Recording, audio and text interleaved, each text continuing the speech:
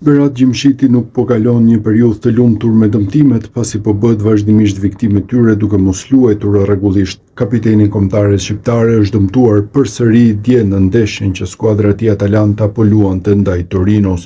Në minutën e 40, pas një largimi topi, ai u godit nga Zapata dhe ul në tokë duke kërkuar ndihmën e mjekëve. Mbrojtësi e kishte të vështirë të çojë në këmbë për shkak të dhimbjes dhe shokët e skuadrës kërkuan barelën, një situatë e cila shqetësoi dhe Ardian Ismailin, pjesë e torinezëve, i cili shkoi menjëherë të interesohej për kapitenin e kombëtares shqiptare.